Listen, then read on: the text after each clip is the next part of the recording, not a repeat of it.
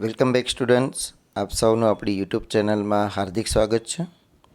વિદ્યાર્થી મિત્રો, આપણે આ વિડીયોની અંદર ધોરણ 9 વિષય સામાજિક વિજ્ઞાન આવનારી તમારી જે એકમ કસોટી છે 22 તારીખના રોજ 22 ઓગસ્ટના, તો આ એકમ કસોટીમાં તમને જે પાઠ પૂછાશે, બીજો પાઠ, 9મો પાઠ અને 14મો પાઠ, તો આ 3 પાઠમાંથી તમારી એકમ કસોટી લેવામાં આવશે.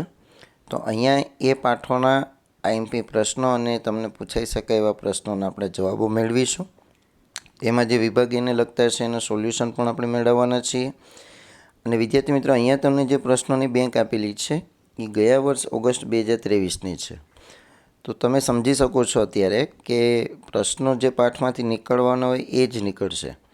એમાં કોઈ દર વર્ષે બદલાવ આવતો હોય નહીં, થોડો ઘણો ચેન્જીસ આવતો હોય છે. પણ અહીંયા તમને જે પ્રશ્ન આપેલા છે એને પણ તમારે સારી રીતે તૈયાર કરીને જવા, જે તમારા માટે ખૂબ જ ઉપયોગી સાબિત થશે. તો અહીંયા આપણે પ્રશ્ન નંબર 1, જે તમારો 6 માર્ક્સનો હશે, જેમાં તમને 2 માર્ક્સનું કોઈ એક જોડકું પૂછાશે. તો આપણે જોડકાનું સોલ્યુશન મેળવીએ. તેમાં પહેલું છે વર્સેલ્સની સંધિ, તો એની સાલ છે 1919. એના પછી બોલ્શેવિક ક્રાંતિ, તેમાં જવાબ આવશે G, 1917. એના પછી રશિયા જાપાન યુદ્ધ, તો એમાં તમારો જવાબ આવશે 1904 અને 5. પ્રથમ વિશ્વ યુદ્ધ, તેમાં તમારો જવાબ આવશે A.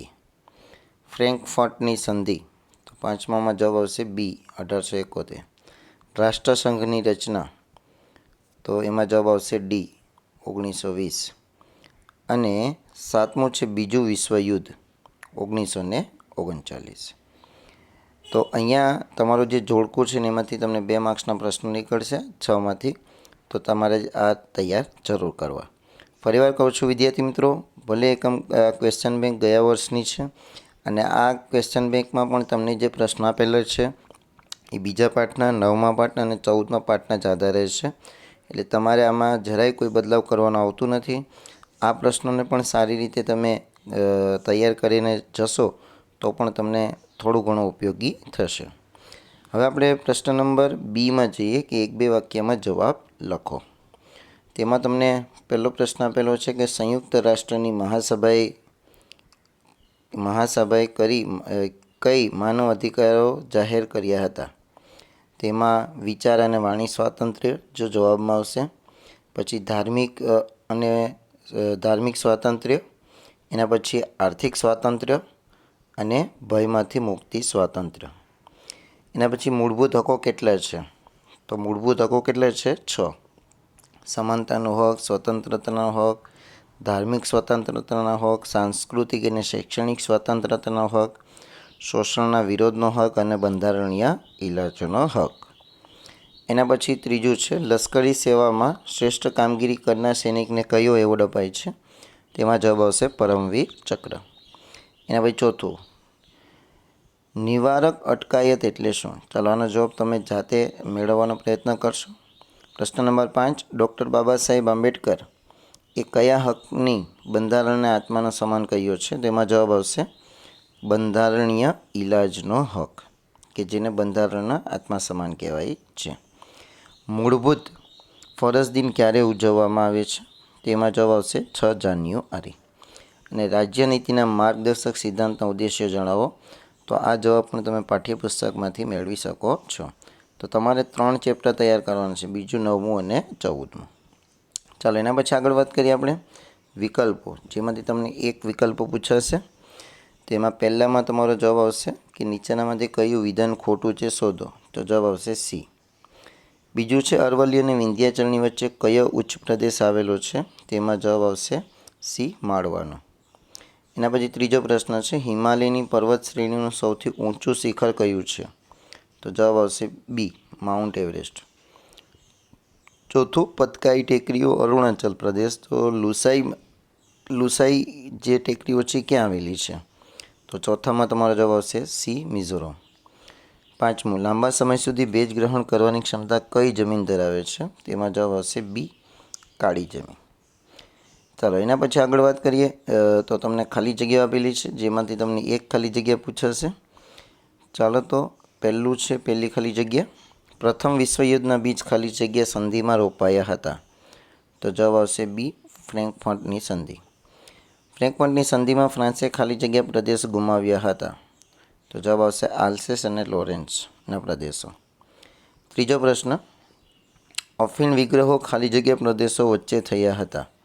તેમાં જવાબ આવશે બી, ઇંગ્લેન્ડ અને ચીન. અને ચોથું છે, શક્તિમાનને જીવવાનો હક છે આ સિદ્ધાંત ખાલી જગ્યા લેખકે પ્રચલિત કર્યો હતો.